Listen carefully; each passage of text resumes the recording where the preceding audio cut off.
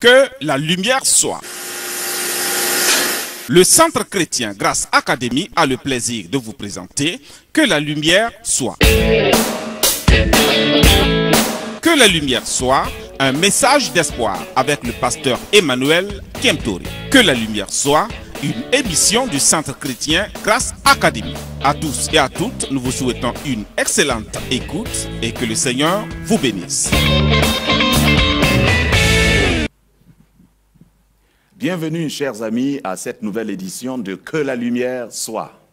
Notre désir et notre prière, c'est que la lumière de Dieu vous accompagne dans votre vie personnelle.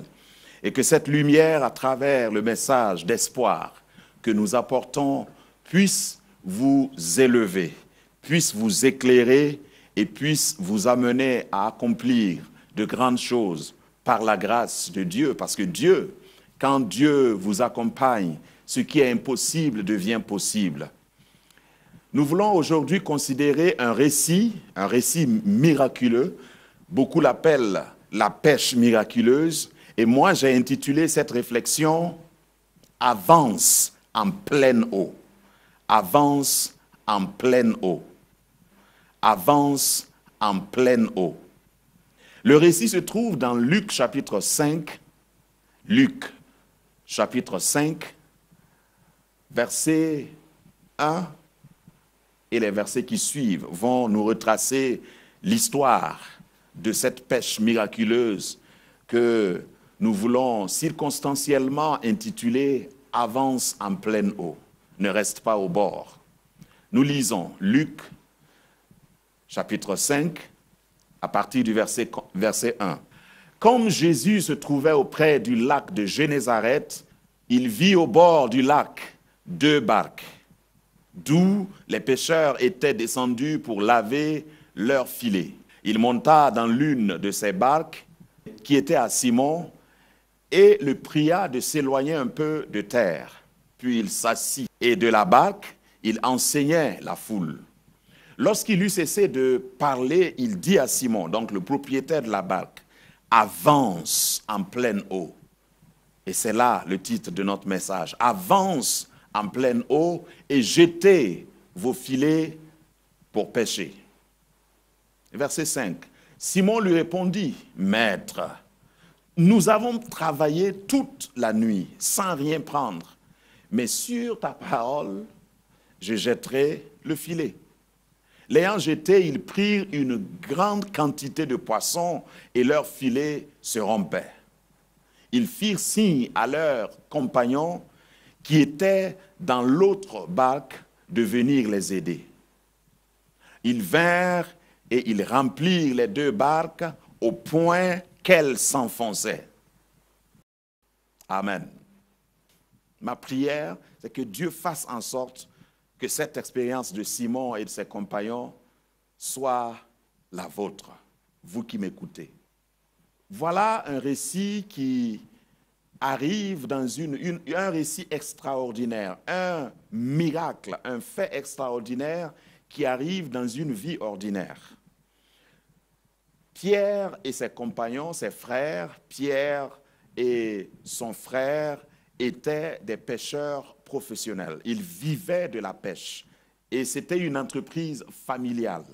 Leurs pères étaient des pêcheurs avant eux et eux-mêmes, devenus grands, mariés, chacun travaillait toujours ensemble dans la même société familiale.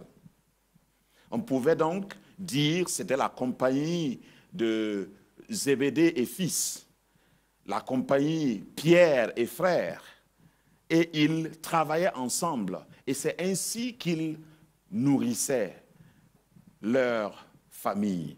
C'est ainsi, c'est par la pêche qu'ils arrivaient à joindre les 2 bouts, comme on aime dire dans notre milieu. Donc Pierre était un pêcheur professionnel. Inutile de vous dire que Jésus n'était pas pêcheur. Jésus, son père, n'était pas pêcheur. Joseph, qui était le papa humain de Jésus, n'était pas pêcheur. C'était un charpentier.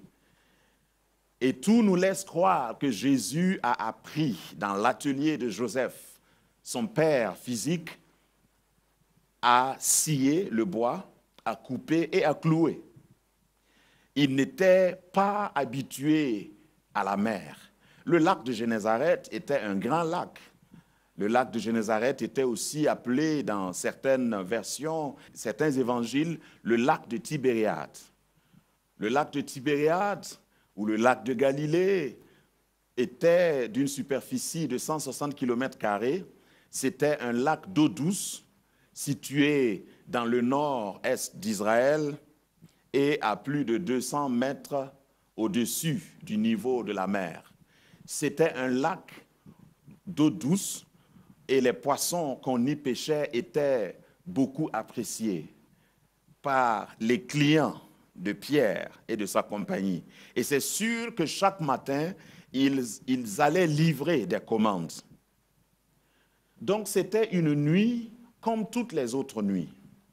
Une nuit de pêche. Une nuit où ils étaient allés pêcher, où ils étaient allés travailler. Et certainement que la famille de chacun de ces gaillards, je vais parler de Pierre et de ses frères, de ses compagnons, leur famille les attendait au petit matin pour faire les comptes.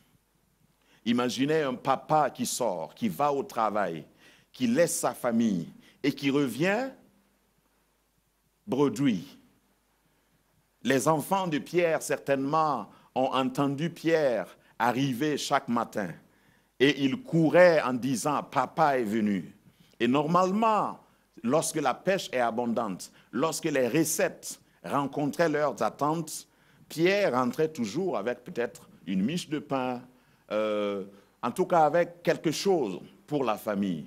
Ce matin-là, toute la nuit, ils ont pêché et Pierre était en train d'imaginer comment il allait rencontrer madame et les enfants à la maison. Parce que toute la nuit, ils ont travaillé et ils n'ont rien pris. C'est ce qu'ils ont dit à Jésus. Vous savez, il y a des fois où gagner ne dépend pas de vos efforts. Il y a des fois où vous devez admettre que le succès ne dépend même pas de comment vous avez travaillé. Le succès, malgré vos efforts, peut ne pas être au rendez-vous. Et dans la vie de tout le monde, dans la vie de chaque homme, de chaque société, de chaque famille, de chaque nation, il y a des nuits stériles. Des nuits où tu refuses le sommeil, tu travailles toute la nuit et au matin, tu n'as rien.